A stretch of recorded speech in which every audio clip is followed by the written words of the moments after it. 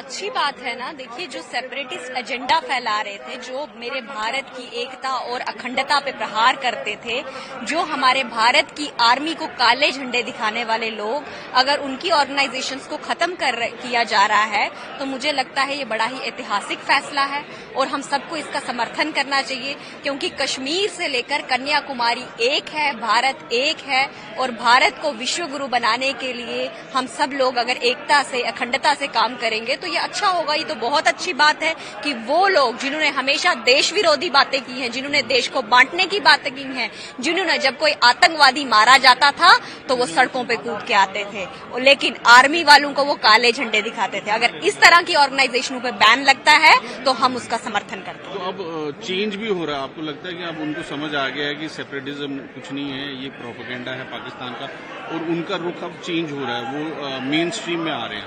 बिल्कुल, ये सेपरेटिज्म तो पाकिस्तान का ही एजेंडा है ना कि फूट फैलाओ और राज करो, तो अच्छी बात है। ये आज ये भावना खत्म हो रही है। आज आप देख रहे हैं जम्मू कश्मीर का युवा जो है रोजगार की तरफ जा रहा है। यहाँ का युवा जो है वो चाहता है कि जम्मू कश्मीर आईटी हब बने, यहाँ पे इंडस्ट्रीज लगे, यहाँ पे होटल्स खुले और यहाँ के युवा को रोजगार मिले। आपने देखा होगा हमारे प्रधानमंत्री मोदी जी और अमित शाह जी के ऐतिहासिक फैसले, चाहे वो 370 को तोड़ना हो और उसके बाद पत्थरबाजी का बंद होना हो, उसके बाद मुझे लगता है कि कश्मीर जो है, आज कश्मीर में जो तिरंगा रैली होती है उसमें सब लोग समर्थन करते हैं। वो इस बात का प्रतीक है कि मोदी सरकार को कश्मीर की आवाम कितना प्यार करती है। वहीं वक्त बिल पे फिर से एडजर्नमेंट हुआ है, किस तरह देखते हैं? लगातार 2 दिन से हाउस चल नहीं पा रहा है इसको लेकर। आप देखिए कि ये सरकार की कमजोरी दिखा रही है। मौजूदा सरकार, जिनका अपना स्पीकर वहां बैठा हुआ है, वहां के एमएलएज कहते हैं हम स्पीकर की बात से एग्री नहीं कर रहे।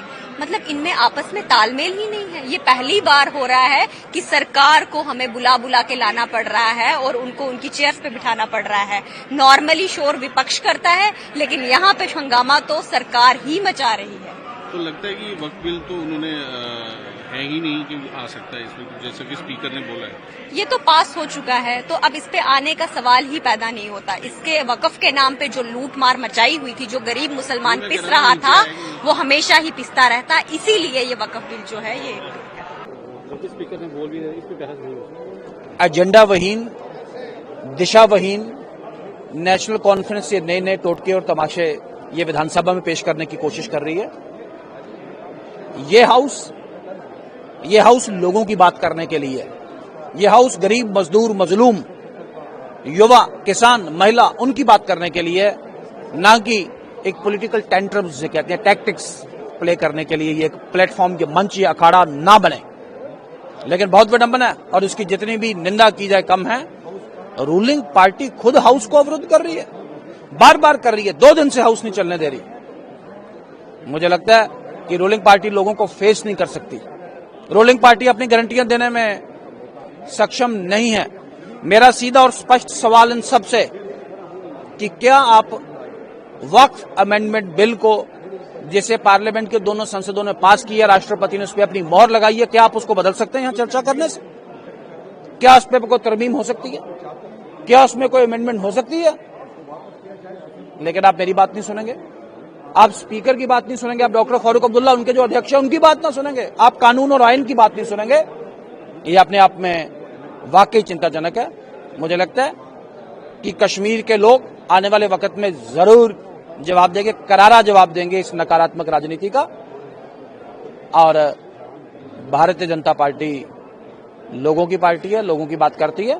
भारतीय जनता पार्टी सक्षमता के साथ, पूरे सार्थकता के साथ लोगों की बात करेगी।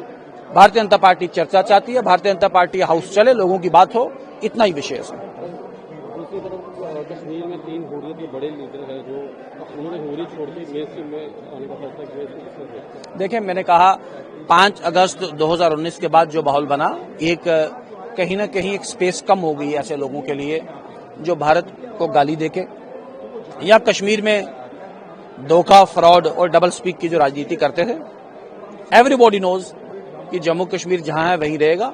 हाँ, जम्मू कश्मीर को लेके कोई विषय कोई है, कोई अनक्लोज चैप्टर है, को बात करने वाला विषय है, तो वो ये है कि जम्मू कश्मीर का एक जो पार्ट है वो चाइना के लीगल कंट्रोल में है और एक पार्ट पाकिस्तान के लीगल कंट्रोल में है। मैं वेलकम करूंगा और ये भारत सरकार का रिन्यूड प्रेशर है कि ऐसी जो पार्टीज भी आज बातचीत वाले विषय पर मेन स्ट्रीम में आने की बात कर रही है। पार्लियामेंट में मुझे पूरा यकीन है, मुझे पूरा भरोसा इस चीज का कि मेरा मुल्क हिंदुस्तान मुझे पूरी आजादी देता है कि मैं डिसएग्री करूं किसी चीज से। मेरे को आजादी है, मुझे राइट टू एक्सप्रेशन है, मुझे राइट टू फ्रीडम है बात करने का। हमारी फ्रीडम ये है कि हम इससे बात करें। ये जो वक्फ बिल है ये हमें नामंजूर है। ये मुसलमानों को मार्जिनाइज करने का वेपन है, ये मुसलमानों को दबाने का वेपन है, ये मुसलमानों को तंग करने का वेपन है। ये हमारी जमीनों पे, ये हमारे कब्रिस्तानों पे, ये हमारी मस्जिदों पे कब्जा करने का वेपन है। ये सिर्फ बीजेपी ने इसलिए बनाया है कि 2029 को वो पावर में आए और हमारे पूरे हिंदू भाई जो पूरे मुल्क में है उनको बताए, देखो हमने मुसलमानों की जमीनें कैसे छीनी है, हमने मुसलमानों की मस्जिदें कैसे छीनी है, हम मुसलमानों को कैसे रोके नमाज पढ़ने से। असल बात तो वही है, ये जो सबका साथ सबका विकास है वो कागजों में भी नहीं है। कागजों में तो वक्फ बिल आ गया, कागजों में सबका साथ सबका विकास नहीं आया। हम यही इन्हीं लाइज को एक्सपोज करना चाहते हैं, इसी झूठ का पुलिंदा हम फोड़ना चाहते हैं असेंबली में। वही हम स्पीकर से बोलते हैं कि हमें ये नामंजूर है, हम इस वक्फ बिल को नहीं मानते, हम इस पर डिस्कशन चाहते हैं। हम चाहते हैं दुनिया के लोग समझे, जम्मू कश्मीर के मुसलमान समझे, पूरे मुल्क के मुसलमान समझे कि only Muslim majority state in India Jammu Kashmir, वो यहाँ के मुसलमानों की बात करती है, दुनिया के मुसलमानों की बात करती है, मुल्क के मुसलमानों की बात करती है। आज रेजोल्यूशन लाना चाहते थे लेकिन मना किया गया और हम बात करेंगे, स्पीकर साहब को करना चाहिए। स्पीकर साहब अपनी मनमानी नहीं कर सकते। स्पीकर साहब को समझना चाहिए ये 70 लाख लोग एक साइड से खड़े हैं। 70 लाख 50 जो मेंबर है, 55 मेंबर्स है, वो मोर देन 70 लाख पीपल को रिप्रेजेंट करते हैं। वो लोग चाहते हैं कि मुसलमानों की बात हो हाउस में। उन्होंने हमें खाली लैंड, ट्रेन और मकान के लिए नहीं भेजा है, उन्होंने हमें बिजली के पोल के लिए नहीं भेजा है, उन्होंने हमें भेजा है हम यहाँ मुसलमानों की बात कर सके, हम यहाँ के राइट्स की बात कर सके, हम कानून की बात कर सके। जो हमसे छीना जा रहा है, हर दिन छीना जा रहा है। 5 अगस्त को लेकर आज तक हर दिन छीना जा रहा है। अभी तक तो जम्मू कश्मीर तक कन्फाइंड था, अब पूरे मुल्क के मुसलमानों पर लागू हो रहा है। 2029 में पावर में आने के लिए बीजेपी सरकार ने वक्फ बिल बनाया पूरे हिंदू कम्युनिटी को दिखाने के लिए कि देखो हम मुसलमानों को कैसे दबा रहे हैं, हम उनकी जमीनें कैसे छीन रहे हैं, हम उनकी मस्जिदें कैसे बंद करवाएंगे, हम उनके कब्रिस्तान कैसे लेंगे, हम उनके घरों पे कैसे कब्जा करेंगे। ये मोदी गवर्नमेंट का वक्फ बिल में, बीजेपी की वक्फ बिल में यही है। हमें उम्मीद नहीं थी ये सब। आपने असेंबली में भी फाड़ा ये बिल? बिल्कुल कानून है, मैं मानता हूं, लेकिन मेरे मुल्क का आइन मुझे पूरा यकीन है इस बात का। मेरे मुल्क का आइन मुझे ये गारंटी देता है, मैं डिसएग्री कर सकता हूं, मैं बात कर सकता हूं, मैं आवाज उठा सकता हूं। डिसरिस्पेक्ट है कानून? No, this not disrespect. Disrespect हमारे इमोशंस का है। डिसरेस्पेक्ट, कोई कानून लोगों से बड़ा नहीं होता। ये 30 करोड़ लोगों की बात है, ये उनके इमोशन है, उनके सेंटिमेंट की बात है। आपको ये देखना चाहिए उनके साथ क्या हो रहा है। देखिए बदकिस्मती है, ये डेमोक्रेसी का कत्ल हो रहा है।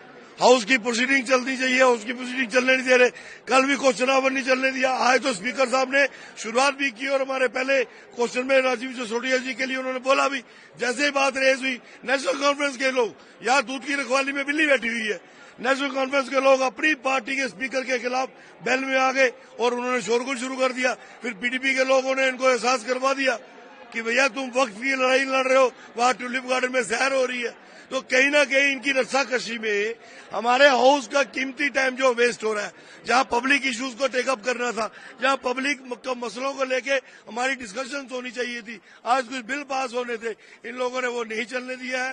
अभी 15 मिनट के लिए एडजर्न हुआ है, इसके बाद देखते हैं स्पीकर साहब कैसे चलाते हैं। लेकिन स्पीकर साहब ने आज भी कहा है कि मैं इसको रिजेक्ट कर चुका हूं, मैं दोबारा इसमें वापस नहीं आऊंगा, इस पर चर्चा नहीं होगी।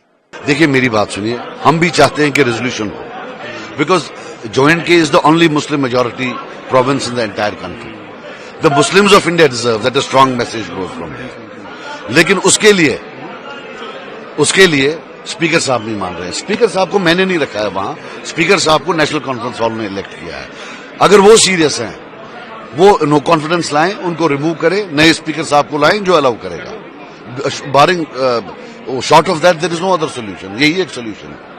If they don't remove him, then they are hand in glove, then it is a theatre. If they remove him, then they mean. आप डिमांड करेंगे नो? मैं डिमांड कुछ नहीं कर रहा हूं। द ओनर्स ऑफ प्रूविंग कि ये ड्रामा नहीं है, हकीकत है, उसको रिमूव करें, नए को लाएं जो अलाउ करेगा, वरना तो सब झूठ है।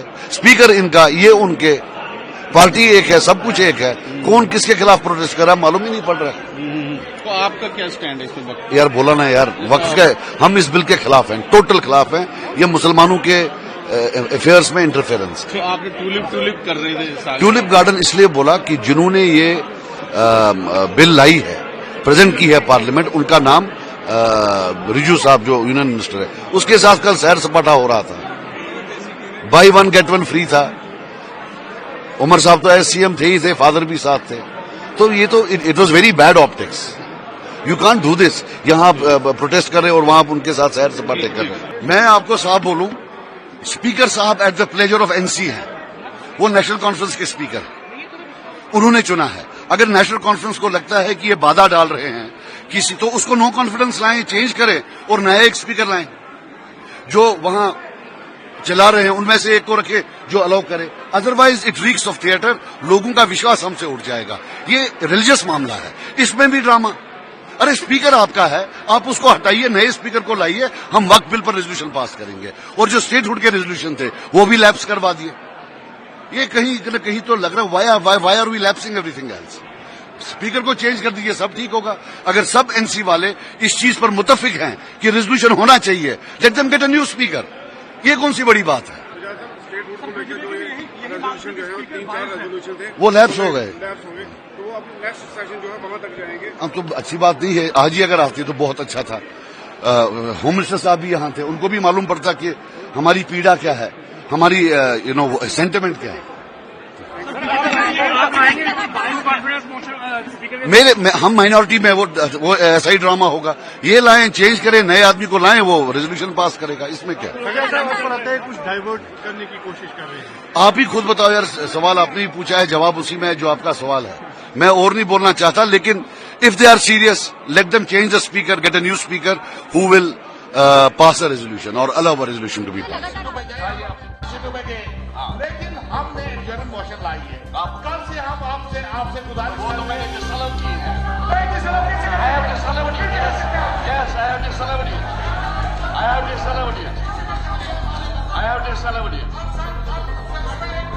उसमें सर न कोर्ट ने संज्ञान नहीं दिया है, न कोई नोटिस इशू हो गई है। आप एक नियम किसी ने Speakers decisions final. I have already decided.